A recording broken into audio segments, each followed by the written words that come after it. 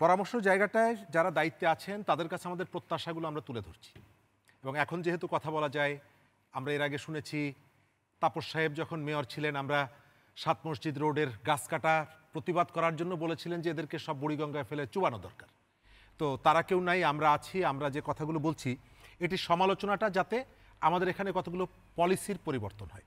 আমরা বেসিক জায়গা থেকে অনেক সময় দূরে সরে গেছি এবং দূরে সরতে গিয়ে দেশের সর্বনাশটা করেছে। এবং আমার ধারণা যে একমাত্র এই সেক্টর যেখান থেকে আমলাদেরকে বিদেশে পাঠিয়ে বাসে ওঠা এবং নামানো শেখার জন্য বিদেশে পাঠানো হয়, তারপরেও এই যে আলোচনাগুলো হচ্ছে সরকারের যে উদ্যোগগুলো, এবং আমি মনে করি যে সরকার যদি চায়, বাংলাদেশের বহু মানুষ আছে, আন্তর্জাতিক কাজের অভিজ্ঞতা আছে, বিনা পয়সায় এই কাজগুলোতে সহযোগিতা করতে চায়, এরকমের অনেক মানুষ আছে। সরকারকে সেই স্পেসটা দিতে হবে, কাজ করার স্পেসটা দিতে হবে। আপনি যে প্রশ্নটি করেছেন, আমাদের এই শহরে আপনি তো কথাগুলো বলতে হবে, জায়গাটা লাগবে। আমাদের জায়গাগুলো সংকুচিত করে ফেলেছি। মেইন শহরের মূল রাস্তার আশপাশে আপনি দেখবেন আগে যেভাবে ফুটপাতের দোকান ছিল এখনও সেটি আছে। নাগরিক হিসাবে এই শহরে হাঁটার দায়িত্ব এবং অধিকার আমার আছে। কিন্তু একই সাথে এই শহর একমাত্র শহর যেখানে রাজধানীতে ফুটপথে খুঁটা পুঁততে হয় আপনি যাতে মোটরসাইকেল চালাতে না পারেন। একটা শহরকে সভ্য করার জন্য অথরিটি এবং নাগরিক উভয়ের দায় এবং দায়িত্ব আছে। শরীফুজ্জামান শরীফ, আপনাদের কতটুকু মনে আছে আমরা জানি না, যখন ডিজিটাল বাংলাদেশের কথা বলে, পাঠাওয়ের কথা বলে যখন মোটরসাইকেলকে বাংলাদেশে গণপরিবহনের খাত হিসাবে উদ্বোধন করা হয়, তখন কিন্তু আমরা হাই হাই করেছি। আমরা বলেছিলাম যে পৃথিবীর বহু দেশ সেখান থেকে বেরিয়ে আসার জন্যে এটা ধ্বংসযজ্ঞ হয়ে যাবে, আপনারা এই কাজটি করেন না। কিন্তু ডিজিটাল বাংলাদেশের কথা বলে কিন্তু উদ্বোধন করা হয়েছিল ফিতা কেটে, যে মোটরসাইকেল দিয়ে পাঠাও করা হবে। শুধু তাই না, আমি যেটা মনে করি, এই যে ফুটপথের কথা বললাম, এবং আপনি খেয়াল করে দেখবেন পাড়া মহল্লার ছোট যে রাস্তাগুলো দুই পাশেই ভ্যান নিয়ে বসে আছে। একটা দেশের সমস্ত বেকারদেরকে কর্মসংস্থানের জন্য রাজধানীতে আপনি নিয়ে এসে রাস্তা উন্মুক্ত করে দেবেন, এটি সম্ভব না। গরিবের প্রতি, দরিদ্র মানুষের প্রতি আপনার একটা রাষ্ট্রীয় একটা দায়িত্ব আছে। কৃষিকাজে তো লোক মানুষ পাওয়া যায় না, পাওয়া যাচ্ছে এখন আপনার ধান মানে কৃষি ক্ষেত্রে আপনি দেখবেন কি পরিমাণ কস্ট বেড়েছে, কারণ সবাই ঢাকায় চলে আসতে চায়। সেই কারণে আপনাকে পরিকল্পনাটা থাকতে হবে। যারা দায়িত্ব নিয়েছেন আমরা আশা করি সেই কাজটি করব। দ্বিতীয়ত হচ্ছে ওই যেটি বললাম, নাগরিক এবং রাষ্ট্রের কতগুলো দায় এবং দায়িত্ব আছে। আমাদের এই শহরে আমরা কেউ রাস্তা পারাপারের ক্ষেত্রে কোনো নিয়ম মানতে চাই না। আপনি যে ড্রাইভার যারা ঢাকা শহরে, আমি কিন্তু তাদেরকে অনেকটা মানবিক মনে করি। কেন? আমরা যেভাবে একটা হাত তুলে রাস্তায় গাড়ির সামনে থেকে দৌড় মারি, অনেক জায়গায় আপনি দেখবেন ড্রাইভাররা, প্রাইভেট কার বা শহরে যারা গাড়ি চালায়, তারা মানবিক বলে, কিন্তু তা না হলে প্রতিদিন কয়েকশো মানুষ মারা যাওয়ার কথা। চলন্ত গাড়ির সামনে থেকে আপনি হাত তুলে দৌড় মারছেন। এবং আমি বলছি যে আরে আমি তো হাত তুললাম, আপনি দেখবেন না, অর্থাৎ দায়িত্ব হচ্ছে আপনার। আমি মনে করি যে আমাদের এখানে এই যে রাস্তা পারাপারের জন্য যে আয়োজনগুলো আছে এগুলো সায়েন্টিফিক না, এটি অনেকগুলো জায়গায় প্রশ্ন আছে। তারপরেও আমরা যে ব্যবস্থাগুলো করেছি, এই ব্যবস্থাগুলো মূলত ঢাকা শহরে জেব্রা ক্রসিং খুঁজে পাবেন না, আপনি পাবেন না, কোনো সেই জায়গাটা আমরা রাখিনি।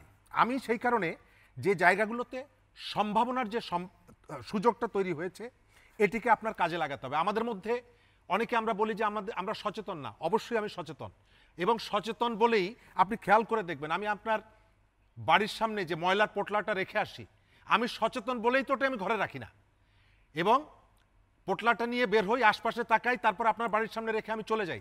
আমি জানি যে ওই ময়লার পোটলাটা ঘরে রাখলে দুর্গন্ধ ছড়াবে। আমি সচেতন, তবে স্বার্থপর।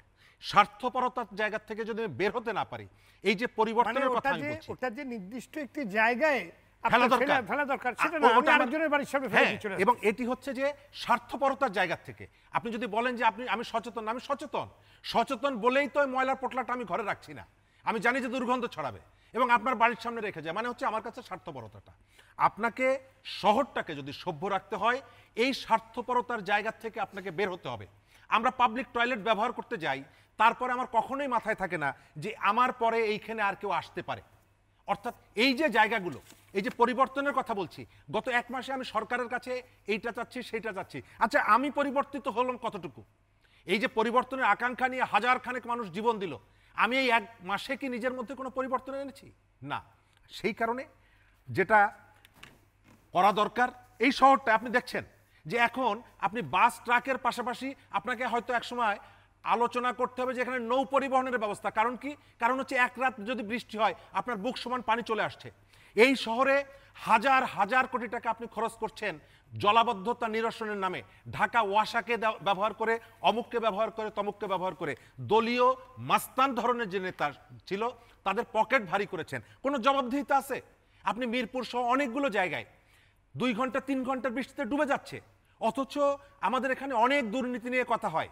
রাস্তা খোঁড়াখুড়ির নামে এবং রাস্তার ভেতরে পাইপ বসানোর নামে যে পরিমাণ অর্থ ব্যয় করা হয় সেগুলো নিয়ে কোনো কথা হয় না। কি কি পাইপ বসানো হচ্ছে, কে করছে কেউ জানে না, কিন্তু শত শত কোটি, হাজার হাজার কোটি টাকা খরচ করছে।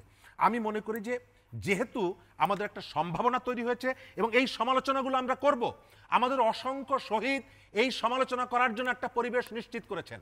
যারা দায়িত্বে আছেন যদি মনে করেন যে আপনাদের সমালোচনা করছি, এই সমালোচনা করার অধিকারটা আমাকে আপনারা দিয়েছেন।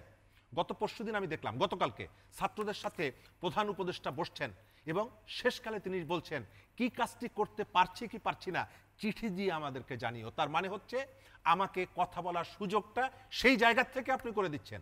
সুতরাং এই কথাগুলো আমরা অবিরতভাবে বলতে চাই। আপনারা কষ্ট করছেন যে টিমটা গঠন করেছেন, আমরা আমাদের জায়গা থেকে প্রত্যাশাগুলো বারবার আমরা তুলে ধরবো। যদি ডিস্টার্ব ফিল করেন তারপরেও বলবো, কারণ এই যে পরিবর্তনের যে সুযোগটা এসেছে সেটিকে আমার কাজে লাগাতে হবে।